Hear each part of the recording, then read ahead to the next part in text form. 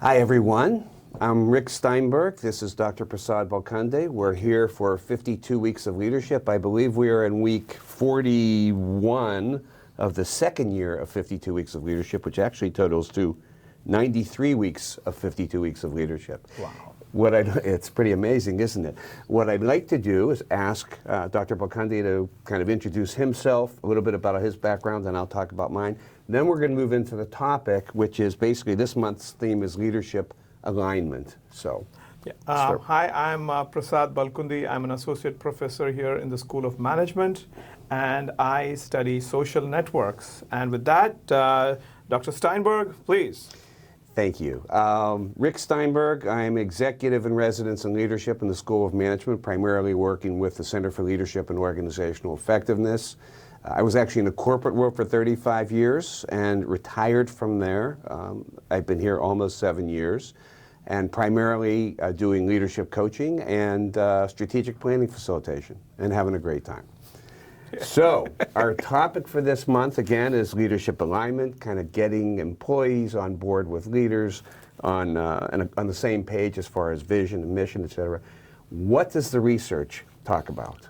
The research on this has been around for a long time, Rick. One of the starting points that I wanted to talk about was really the role of how leaders shape their HR systems in place and how it eventually impacts the culture, which aligns with the leader's vision and aspirations. So one of the key theoretical perspectives is what we call as the attraction, selection, and attrition model. Basically, this view, and there's a lot of empirical support for it, is that the type of people an organization attracts to an organization are those who espouse the same values as claimed by the organization. So, for example, think of a case like Google. What type of people would Google want? People who are really strong in math, who are very creative. And so one of the ways that they actually do recruit is by having problems for people to solve. And if you solve those problems, then you get a phone number to call to and goes to Google's HR. Well, they may have changed the recruiting policy now, but that was one of their original ways of recruiting. And so the selection criteria also sort of aligns with the goals of the organization. Now, you go to Google, and then you realize maybe, you know what, it's too quant for me. Or I'm more quant than Google itself. That is, you don't fit into it. That's when you leave. Maybe the culture isn't exactly what they thought it was. Correct. Okay. And so the attraction, selection, attrition model basically aligns with, what the leader and typically the founder sets up in terms of the organizational structure, which manifests in the way it recruits people. Okay. So if that's the case, and you're going to, I guess some people are going to select out, is there a time frame with this when people select out, or could it be over any period of time? Because they're thinking this culture and me are not like a great fit. I would say around 2 years is the typical time where you realize whether you fit in or not. In the company that I used to work for, our rule was, based on our data, was if you stayed in that company for 5 years, then typically you'd retire from there. Okay. And it was India's largest engineering firm. So it did have a huge impact on the economy. Do culture, it's funny you talk about the founders. I mean, the first company I worked for out of graduate school was Goodyear, and the founder was from the 1800s. I did not meet him. But are you sure, Rick? Well, actually, it was close, a few years apart. Do cultures change with leadership change? Oh, absolutely. I mean, there's a very interesting article about this when, where in a university system, they had a new university president, and he came in, and one of the missions that he set up was that we want to be a top 10 public universities. And setting up a vision like that when a new leader comes in allows people below them to interpret that vision in their own terms. And so different schools in that university, and I'm not going to name which university it is. Of course. But then it turns out, definitely it's not UB, okay? It turns out that different schools, let's say engineering school versus the business school, they interpreted that top 10 in their own terms. Right, okay. And so what ended up happening was that each school is very, very different in terms of their priorities. So for example, for some schools like in the School of Management, Typical business schools, the priority is research and publications. Right. For certain other schools, it could be grants. So the different schools interpreted that top 10 on their terms. But when they strived for that top 10, they accomplished what the leader had set for them. Right. Okay. So what about, is there a different impact? For example, I mean, you have a university, and let's take it to non-academic settings, take it to a business organization. You have a leader or the leadership team who may have a certain vision, and again, a vision is kind of the ideal end state. And perhaps they've even developed a mission, which is, their reason for existing, and here are the 2 or 3 or 4 things we want to be known for. Once they have that, how do they ensure that others in the organization who are not necessarily in the leadership team have bought into something like this, bought into the vision, the mission, the strategic goals, for example? I think this is where Peter Drucker really would say management by objectives could be one management system you can use to actually allow these type of goal setting to percolate down Right. to the lowest level of employees. And goal setting, as we know, is one such managerial structure that does impact an organization. Okay. And management objective basically means, one school, if the university president says we want to be a top 10 public university, Right. then the business school is going to say, okay, we're going to be a top 10 research in management public university. Okay. And then another school may say we want to be top 10 in grants. Right. And so then it sort of percolates down further and further. And so each researcher is then, or each employee has a very, very specific focus that they can work on. Okay. So one of the things that I'm going to date myself here. Way back when I was in graduate school 100 years ago, or actually in the 1970s and early 80s. Right. I don't even remember whose theory it was, but it was a theory about what motivates employees on the job.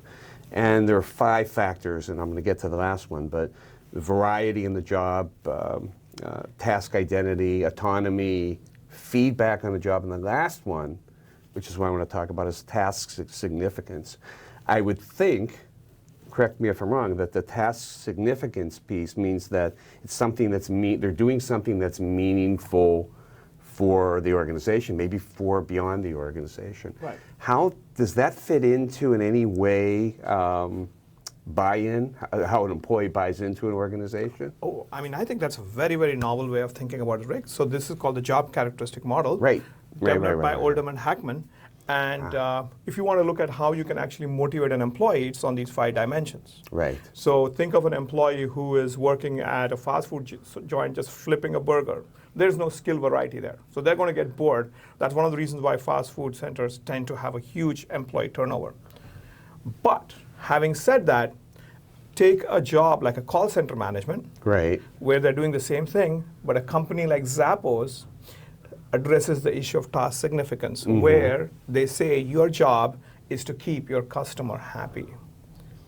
And when you add that task significance component to even such mundane tasks, it creates a completely new culture, which meant, one of the key highlights of Zappos, one of its competitive advantage, not only does it have one of the lowest employee turnover, but it also has very happy employees. So we've tied this back to the culture and getting employee buy-in, getting people aligned. Right. Okay, good. So one of the things, I think about alignment, and I'm not a car expert by any means, but I think about the importance of alignment in a car. You need alignment so that the car doesn't steer to one direction or another, so that it doesn't shake or whatever. Is the idea of alignment just getting everybody focused on one path? Maybe the single vision of the organization, the mission, and a set of strategic goals? Yes, I do think that the vision does allow sort of streamline things towards the objective of the towards the vision and the mission of the organization. Yet, I do think successful organizations are those that actually are able to take the feedback and modify this. Okay. And give the flexibility and not make it a completely a top-down approach, but something where even bottom-down folks can engage and make an impact and change the goals. Okay. Now, to me, that would seem important, where, again, obviously you're going to have the leadership team involved, but how do we, and you've talked about this again through MBO, how do we, it's so important to have people at all levels engaged. Right. And again, you're going to lose some perhaps, but I'm thinking of the importance, for example, of communication. And, you know, I know some people say you don't want to over-communicate to employees. If I were to err on one side, I'd much prefer to over-communicate than under-communicate. Part of that communication is, again, sitting down with employees, perhaps at the team level, maybe at the department level, maybe the organization-wide level, certainly at the individual level, to ensure that they are aligned, that their values, their career desires, their goals, their tasks are aligned with that organizational, I use the word align, aligned with the organization's mission and goals, et cetera. Right. So, I would agree that communication is one of the key approaches, but typically we tend to think about communication as being top-down. Right. But what I think we are sort of coming to realize is that it has to be both ways. Right. It has to be both ways, because the reality is that many times our worldview at the top is maybe different from the worldview that the lower-end employees are having, because they are the ones that may actually be interfacing with the customers, with the external environment, with each other, whereas the top view may be very different. So how do we ensure that there's a consistency there? So I would say, if you take management by objectives and you actually implement it in the way Peter Drucker talks about it, goal setting actually should be a mutual process. It's not like a top-down approach. And I think one of the key aspects for a successful leader is to go beyond the organizational chart. Yeah. And talk to everybody. That's why management by walking about, things of that type, really have an impact, because you are able to get an input not just at the top level, but also at the lowest level. That's great. Now, is there other research that you'd want to bring up on this topic, the whole idea of alignment? I mean, the stuff you talked about with the university, that shall be unnamed, was very, very interesting. Is there other research of relevance here? Actually, it turns out that many times founders have a very strong impact, not just on the vision of the organization. Right. It also, and we know about Steve Jobs setting that vision, but they also impact the way organizations function in terms of the structure. And what the research finds is that even up to 5 years, Rick, after the founder leaves, or in the case of Apple, he dies, they still have an effect. So the structure is like the genetic makeup that the founder leaves it with. Structure, literally structure of the organization? It could be the recruiting, it could be the... Okay, so it's the structure, it's systems. Yeah. As well. Absolutely. Not just the framework, but the systems. Even the softer side of things. Right, right. So one of the things that I read at some point, and I guess I've experienced over all the the years in organizations, is the idea that again, for alignment, there needs to be a certain foundation of trust. And from my perspective, and actually I read this as well, and it kind of supported what I thought, or maybe I read it and decided that whatever the direction was, the trust factor for alignment between leaders and employees in an organization would be based on two things. One is the perception of employees that leaders knew what they were doing, or maybe more than just the top leaders, maybe leaders throughout the organization. But they know what they're doing. And the second factor in trust is the foundation of alignment, if you will, was that they're doing something, getting back to significance again, they're doing something that matters. Something good, actually, that they're not creating evil. I mean, obviously there are exceptions, as there always are, but they're actually doing something good, meaningful, that's going to make a difference in the world. Absolutely. Okay. Yeah, I think the job characteristic model, the ASA model, these two really dovetail really well if Yeah. you want to develop a culture that's aligned with the leader's aspirations and vision. Right? Yeah. Because if you think about it, a leader's vision has no meaning unless it percolates down to the lowest levels. Right, right. And I guess we've both observed in organizations out there of all sorts that leaders who tend to be isolated and leadership teams that tend to be isolated don't get that message through the organization. People are not buying in because they're not even sure what they're supposed to be buying into. Right. So so this is where when you look at the leader's own personality, whether they are, more dynamic, charismatic, it is easier for them to have an impact. Mm-hmm. It's not to say that leaders who are introverts don't do well, but the amount of effort that they will have to do to communicate and express their vision in a way that's really impactful is a tougher challenge for them. Wow. Great stuff. Now I'm going to put you on the spot here. We did not, by the way, this is totally unrehearsed. We didn't actually know we were going to be doing this until very recently. But I'm going to put you on the spot, Dr. Balkundi. All the work, you've done wonderful work on networks in organizations. How might that tie into the whole concept of alignment? Well, one of the things is that, thank you for raising this, because it was in my PhD dissertation that I found that when you look at organizations, there are two different layers. The one is the actual organization's formal hierarchy. Right. But below it is the informal hierarchy. Right. So you can think of scenarios where a leader, a formal manager, has all the power they have formally bestowed upon them by the organization. But at the same time, they're not liked. Right. So what I found in my dissertation was you need actually an alignment. You need an alignment between the formal and informal structure. That is, if you have a manager who also is liked, those are the managers who really do well. So that alignment you're talking about The simple idea of being liked makes a huge difference. Right. Yeah, so our cars also like to be aligned, so do our organizations. Wonderful. Wow, that's great. That fits in very, very nicely. Any more research of relevance? I'm sure there's a lot out there, but anything else you'd want to bring up in this topic? No, I do think one of the issues we do want to focus on is that when we look at leader alignment, it occurs in a business environment where it's rapidly changing. Right. Right? Think about economic issues, political issues, technological issues. These are some of the challenges that organizations face. So you want to think of an alignment that is actually adaptive too, right? Right. Which shouldn't be rigid enough that the organization loses its flexibility. Does that mean, I'll tie this into the strategic planning facilitation that I do. And then the strategic planning, I think I mentioned before, we start making sure that there is a vision, an ideal end state, and there's a mission, of course, what the organization is, what it's meant to be, and then the strategic goals, et cetera. But a strategic plan lasts a certain period of time.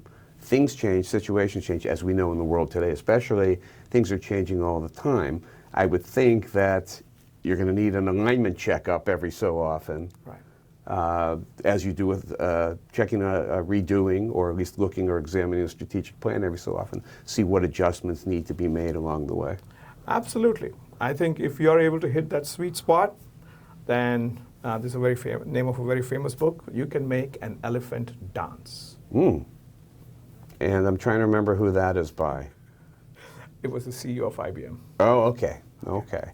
Speaking of books and famous people, I did have one quote that I dug up, which is from Jim Collins from Good to Great. Building a visionary company requires 1% vision and 99% alignment. Wow. Yeah. All right. So that's how you make elephants dance. that's how you make elephants dance. Well, I think we have hopefully captured a few hopefully interesting and key points on the idea of alignment in organizations, and certainly the relevance and incredibly importance of it, alignment throughout the organization. wish you a very good week, and there will be another of our 52 weeks presentations next week. Could be in presentation format, could be a podcast, we're not exactly sure, but this is what makes it exciting. Hope to see you soon. I hope to see you soon. Thank you so much, everyone. Bye-bye.